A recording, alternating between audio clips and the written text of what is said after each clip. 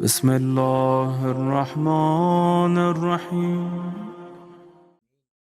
بسم اللہ الرحمن الرحیم بحق فاطمہ و ابیہا و بالوا و بنیا۔ مجلس کا آغاز میں نے دعا سے کی، مسلسل سڈنی میں اسی دعا پہ مجلسیں پڑھ کہ بی بی کا واسطہ سب سے بڑا واسطہ، بحق فاطمہ، اللہ تجھے فاطمہ کا واسطہ، و ابیہا و بالوا و بنیا، ان کے بابا کا واسطہ، ان کے شوہر کا واسطہ اور ان کے بچوں کا واسطہ۔ آج اور کل میری ٹاپک ہے دعا۔ دعا بی بی فاطمہ سے کیسے مانگنا، اس لیے کہ اس سے بڑا کوئی واسطہ بھی نہیں کہ ہم اللہ کی بارگاہ میں جائیں۔ ہم چاہتے کہ جب بھی ہم دعا مانگے وہ دعا پوری ہو جائے۔ کوئی بندہ ایسا نہیں ہوتا کہ جب مانگتا ہے تو اس کو ڈاؤٹ بھی ہوتا، دل یہ چاہتا کہ ساری دعائیں قبول ہوں۔ اللہ آپ کی ساری دعاؤں کو پورا کرے، جو آپ مانگے نہیں بھی مانگے تو پوری ہو جائے، دل میں جو خواہش ہے وہ بھی پوری ہو جائے، اس لیے کہ اس سے بڑا کوئی واسطہ بھی نہیں۔ اگر شہزادی چاہے، مادر حسین چاہے، تو آپ کی دعا کا قبول ہونا مسٹ ہے، لازم ہے۔ اگر بی بی چاہے تو یہ واسطہ ہے اللہ کی بارگاہ میں پہنچنے کا، یہ دروازہ ہے شہزادی کا جس سے ہم اللہ تک پہنچ رہے ہیں۔ اس لیے کہ دعا یہ نیسیسٹی ہے لائف کی۔ آج کے دور کا سب سے بڑا ایشو ہماری دعاؤں کا ہے کہ دعا قبول ہو جائے۔ ہر آدمی پوری دنیا میں سٹرگل کر رہا کہ اس کی دعائیں قبول ہوں، اس کی دعائیں قبول ہوں۔ اللہ سب کی دعاؤں کو قبول کرے انشاءاللہ۔ بابا سنو، دعا جب مانگو تم آمین بولو نا تو پتہ نہیں کس کی آمین قبول ہو جائے۔ اتنے لوگ بیٹھے ہوئے تو ہاں آمین ہمیشہ بولنا، زور سے بولنا۔ کیوں بولنا زور سے؟ کہ اگر تمہارا بازو جو بیٹھا ہوا ہے وہ نہیں بولا تو بول دے گا تمہاری وجہ، تم ذریعہ بن جاؤ گے۔ تو دعا ایک نیسیسٹی ہے، اس سے بڑی کوئی چیز ہی نہیں ہے۔ آج ہم سٹرگل کر رہے ہیں اپنی پوری زندگی میں، آپ آسٹریلیا میں ہو، امریکہ میں ہو، سب کانٹیننٹ میں ہو، افریقہ میں ہو، کہیں بھی ہے، ہر آدمی دعا مانگتا۔ دعا ایک ایسی چیز ہے کہ ایون جو اللہ کو نہیں بھی مانتے وہ بھی ایک سٹیج ایسا آتا، اگر جیسے ڈاکٹرز ہیں، ڈاکٹرز بولتے ہیں کہ اب ہمارے ہاتھ میں جو تھا وہ ہم نے کر دیا، اب اس سے مانگو، وہی اس کو صحیح کرے گا۔ نا امیدی کبھی نہیں رکھنا، ڈس ہارٹڈ کبھی نہیں ہونا کہ میری دعا قبول نہیں ہو رہی، میری دعا قبول نہیں ہو رہی، میں اتنا مانگ رہا۔ اس لیے کہ یہ بڑا خاص پرابلم ہے ہمارا کہ مولانا ہم اتنی دعائیں مانگتے ہیں، دعائیں قبول، تو دعا قبول نہیں ہو رہی تو اس کے ریزن ہیں، کئی ریزنز ہوتے ہیں جس کی وجہ سے اللہ کی بارگاہ میں تمہاری آواز نہیں جا رہی، اللہ کی بارگاہ میں تمہاری فریاد نہیں جا رہی، جبکہ وہ یہ بول رہا کہ جو مجھ سے مانگتا ہے، جو مجھے پکارتا ہے، میں سنتا ہوں۔ اللہ بول رہا میں سنتا ہوں، یہ نہیں بول رہا کہ مومن کی سنتا ہوں، غیر مومن کی نہیں سنتا، کافر مشرک کی نہیں سنتا۔ کہتا ہے کہ جو بندہ مجھ سے مانگتا ہے میں اس کی آواز کو سنتا ہوں اور میں لبیک کہتا ہوں۔ یہ اس کا کرم ہے، اس نے اپنی ذات پہ رحم کو واجب کیا۔ اب آپ خود غور سے بولے، میں انڈیا سے آیا ہوں، انڈیا میں کتنے لوگ ہیں جو اللہ کو مانتے ہیں؟ یا پوری دنیا میں لے لیں، ماننے والے کم ہیں اللہ کو، نہیں ماننے والے زیادہ ہیں۔ پوری دنیا میں اگر آپ چیک کریں تو مانگنے والے، اللہ کو ماننے والے تو بہت کم ہیں۔ 1 ملین مسلمز ہیں خالی جو لا الہ الا اللہ بول رہے ہیں، ادر دین، اس لیے کہ جتنے غیر ہے کوئی اللہ کو ایسے نہیں مان رہا جیسا ماننا چاہیے، لیکن اللہ کسی کی روٹی کو بند نہیں کرتا، رزق کو کبھی بند نہیں کرتا۔ تم مانو یا نہ مانو، اس نے اپنی ذات کے اوپر رحم کو واجب کر لیا، جبکہ اس کو ضروری نہیں ہے رحم کو واجب کرنا۔ میں مسلسل گناہ کر رہا ہوں، مسلسل گناہ کر رہا ہوں، لیکن اس کی بارگاہ میں جا کے ہاتھوں کو پھیلاتا ہوں تو وہ میری بات سنتا ہے، سن کے کہتا ہے میرے بندے اور مانگ۔ اچھا بعض وقت کیا ہوتا کہ آپ دعا مانگتے، دعا نہیں ہوتی قبول۔ بعض وقت یہ ہوتا کہ تم مانگتے رہتے مانگتے رہتے مانگتے رہتے، اللہ کو تمہاری آواز پسند آ جاتی، ایسے بن جائے کہ میری آواز اللہ کو پسند آ جائے۔ کیوں پسند آتی؟ کیوں نہیں دیتا اس کو اس وقت؟ کہتا ہے کہ اگر میں دے دوں گا تو پھر یہ نہیں پکارے گا مجھے۔ آواز کا پسند آنا یہ بندگی کی معراج ہے، یاد رکھو۔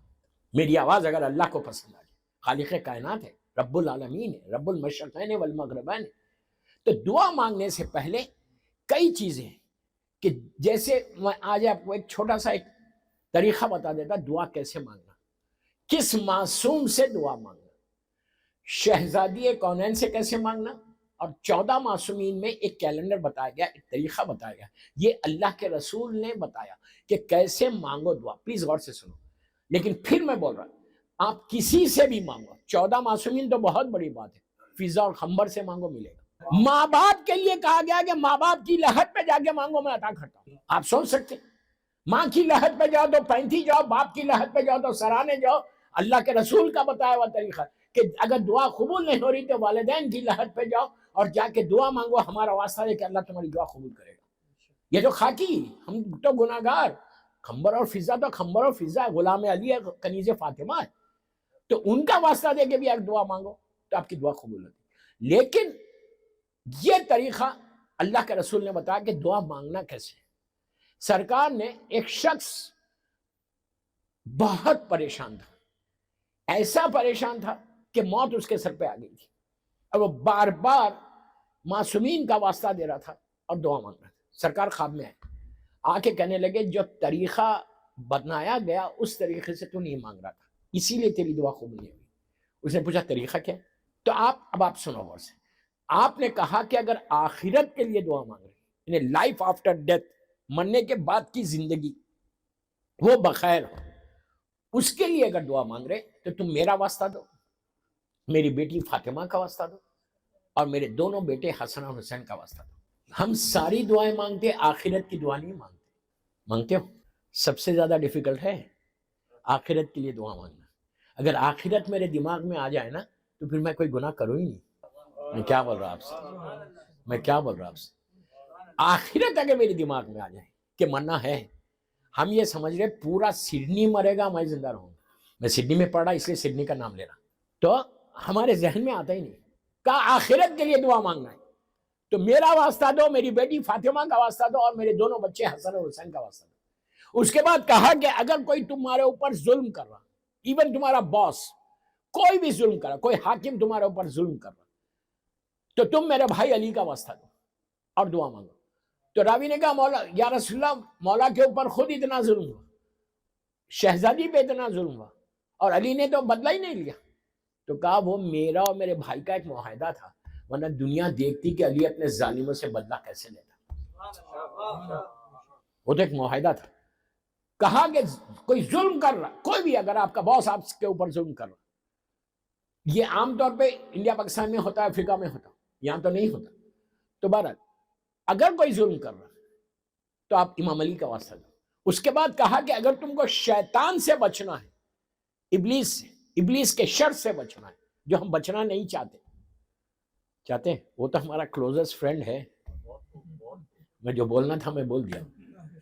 شیطان ہمارا سب سے قریبی دوست ہے، یاد رکھو. کوئی سمجھ ہی نہیں پا رہا میں کیا بول رہا. کیوں قریبی دوست ہے؟ اگر میں نماز قضا کر رہا تو میں کس کی بات سن رہا، شیطان کی یا اللہ کی؟ میں جھوٹ بول رہا تو کس کی بات سن رہا، شیطان کی یا اللہ کی؟ میں غیبت کر رہا تو میں کس کی بات سن رہا، شیطان کی یا اللہ کی؟ زیادہ وقت اگر میں کیلکولیٹ کرا تو زیادہ وقت میں شیطان کی بات سنتا اور کم وقت اللہ کی بات. میں بہت آہستہ اور ہاتھ رکھ کے مجلس پڑھ رہا.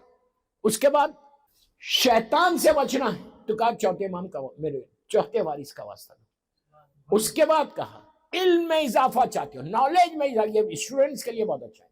علم میں اضافہ چاہتے ہو تو پانچویں اور چھٹے وارث کا واسطہ دو، اللہ تمہاری دعا قبول کرے گا. اور پریشانیوں میں گھر جاؤ تو میرے ساتویں وارث کا واسطہ دو. میں ایک جملے میں آگے بڑھا، ایک جملہ، یہ ایک دعا، ایک میری مجلس ہے.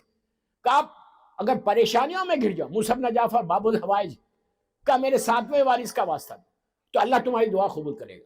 اس کے بعد کہا کہ اگر تم سفر پہ جا رہے، سفر پہ ٹریول کر رہے، ایون یہ آپ گھر سے آفس کو جانے سے پہلے، سڈنی میں گھر سے نکل رہے صبح میں، تو آپ 8ویں امام کا واسطہ دینا. 8ویں امام کا واسطہ کیسا دیں گے آپ؟ السلام علیکم یا غریب الغربا بولو اور باہر نکل جاؤ. امام کو سلام کر کے نکلو، واپس آئے تک تمہاری زندگی کا ضامن غریب امام ہو جاتا. 8ویں. اس کے بعد کہا رزق میں اگر برکت چاہتے ہو، رزق میں، حلال رزق میں برکت چاہتے ہو تو میرے 9ویں وارث کا واسطہ دینا. نام جواد ہے، محمد ہے، لقب جواد ہے. جواد کے معنی ہے بے مانگے عطا کرے. جو صفت اللہ کی ہے وہ صفت یہ امام کی ہے. نوے امام ان کی عجیب صفت ہے. رزق حلال رزق میں اس سے بہتر کوئی واسطہ نہیں.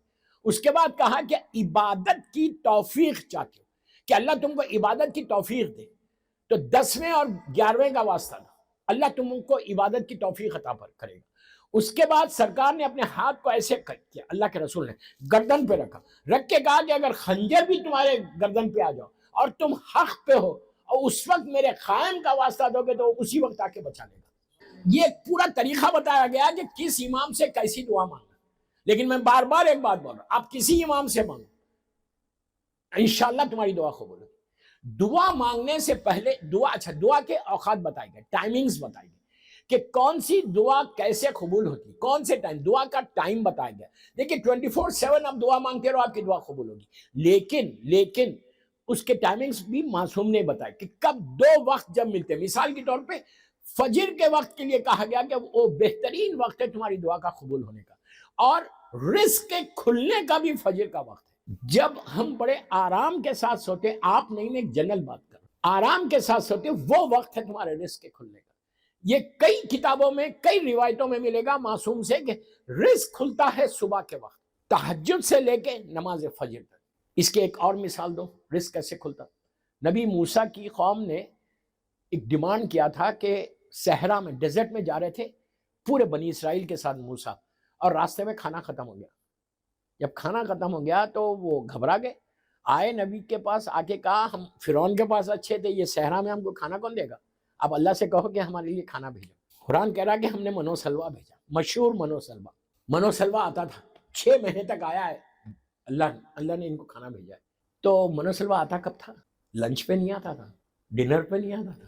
منو سلوا جو آتا تھا, تہجد کا ستارہ نکلا آسمان پہ, آسمان سے فرشتے کھانا لے کر آتے تھے. بڑی بڑی تشتوں میں کھانا آتا تھا جنت کا, پورا کھانا آ گیا, 50,000 لوگ, سب کا کھانا آیا.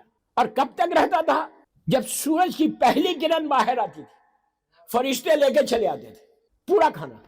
تو جو سوتا تھا وہ کھوتا تھا. کیا بول رہا ہے, جو جاگتا تھا اس کو کھانا ملتا تھا.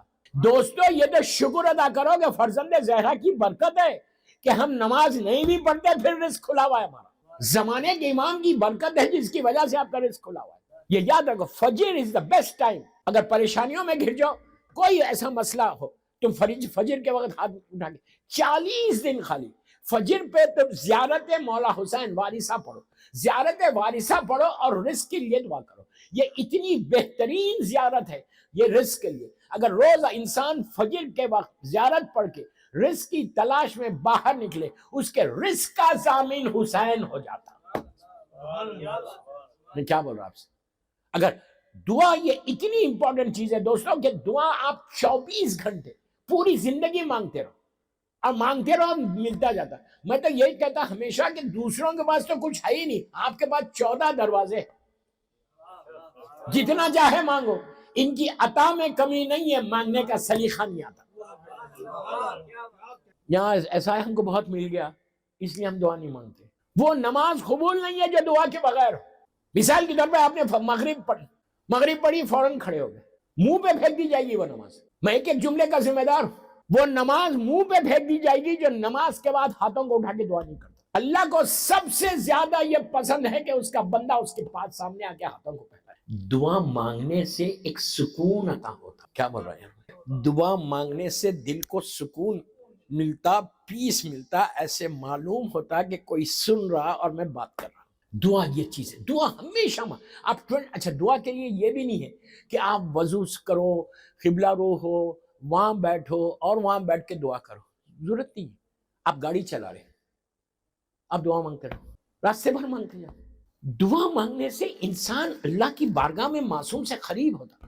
ورنہ آپ انصاف سے بتاؤ ہمارا اور معصوم کا کیا رشتہ ہے, یا ہمارا اللہ کا کیا رشتہ ہے. ہم اس کی مخلوق ہیں, وہ خالق کائنات ہے, وہ رب العالمین ہے. صرف دعا کے ذریعے آپ کی ریلیشن شپ اللہ سے اور معصوم سے بنتی ہے. رشتہ بنانا ہے اللہ سے. دنیا والوں سے رشتے بنانے کے چکر میں رہتے, اس سے بناؤ تو ہمیشہ تم سرخرو رہو گے. دنیا والے کچھ نہیں دیں گے، وہ جو عطا کرے گا۔ تو کوشش یہ کرو کہ اپنے رشتے کو اپنے ریلیشن شپ کو بلڈ کرو دعا کے ذریعے اللہ کی بارگاہ میں اور معصوم کی بارگاہ میں۔ صلوات پڑھ لیں محمد وعلی